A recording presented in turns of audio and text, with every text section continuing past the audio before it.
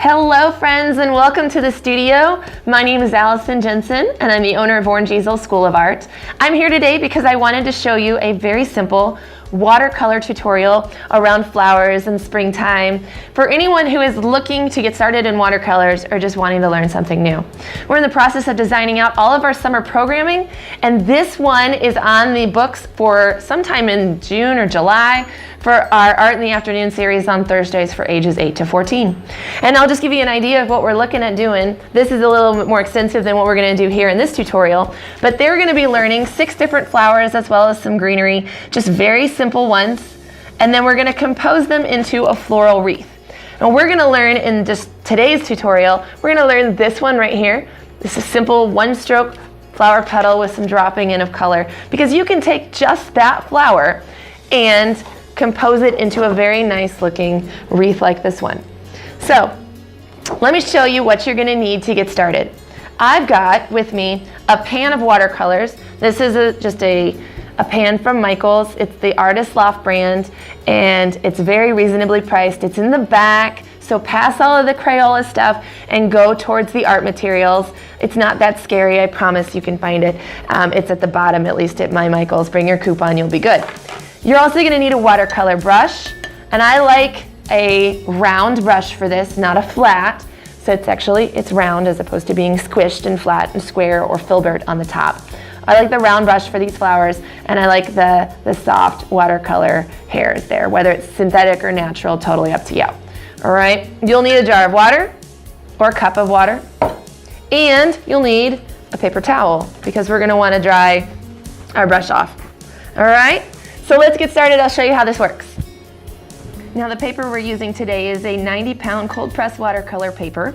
And you can use any student grade paper, and actually if you're just practicing you can use any heavy duty drawing paper or cardstock.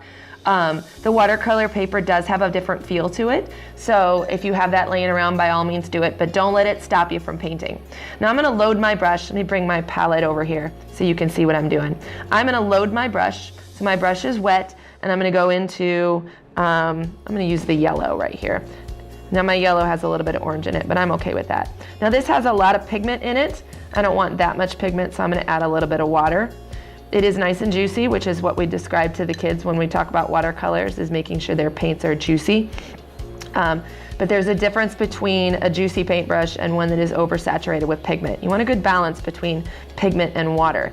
The more water you have, the lighter your color, so you'll get kind of a pastel-y color. And the more pigment you have, the darker and richer the color is. And there's reasons for having both. So I got my brush all loaded. I'm going to slide my palette out. Now, this is a very simple petal flower. We would consider this an abstract flower because, I mean, you know, I don't really know exactly if flowers like this exist in nature. I'm just making them up. They're my interpretation of a flower.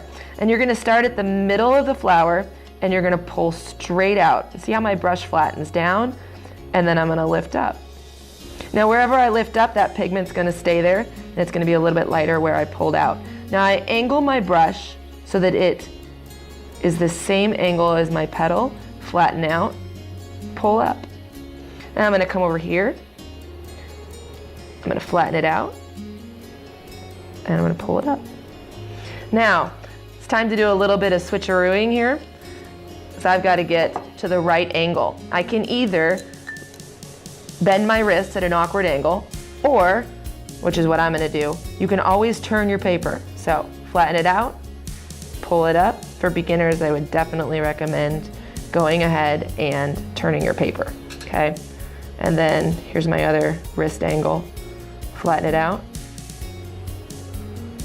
pull straight up. Now I ended up with 5 petals here. Sometimes you might end up with 6, sometimes you might end up with 7. All right. Now this is drying pretty quick, so I'm going to add just a little bit of water here on our petals so that way they stay nice and wet, because all of my talking, I'm going slow. We want to do something with this. To add a little bit of dimension to our flower, I'm going to come over here and I'm going to dip into a little bit of orange pigment on my paintbrush, and then I'm going to touch it right to the middle of our flower. And because it's watercolor, it's just going to kind of run away with me. Wash out my brush. Give it a little dry on my paper towel. You don't want it to be too wet here. And I'm going to come in and just kind of soften up In between each of these, I'm drying it on a paper towel. And there's my first flower. I can do this in all different colors. So for instance, here we'll do it with a red. Let's do a red and a pink. I'll do one more for you. Ooh, that's too much paint, too much paint. Can't control it if it's got too much paint. I'll do one more for you and show you just a little different version of this. Go a little bit faster this time. So pull.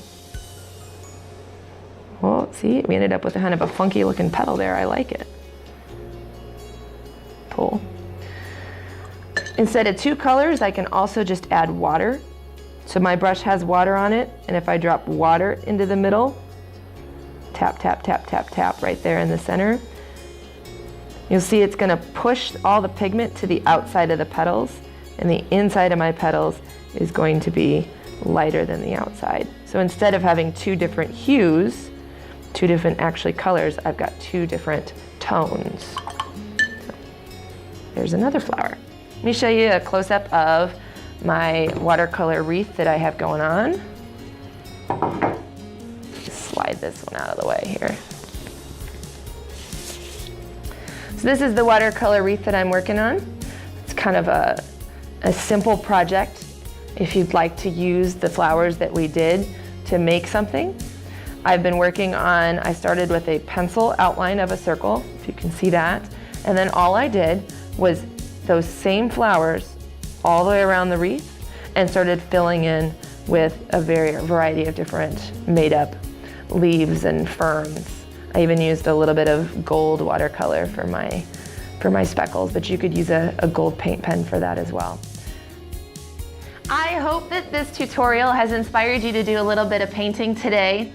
I will say that if you are a beginner watercolor, the best thing you can do is practice, practice, practice, and understand that the paint and the water are going to continue to move and change after you've done touching it with the brush. So sometimes you just have to walk away and let the magic happen.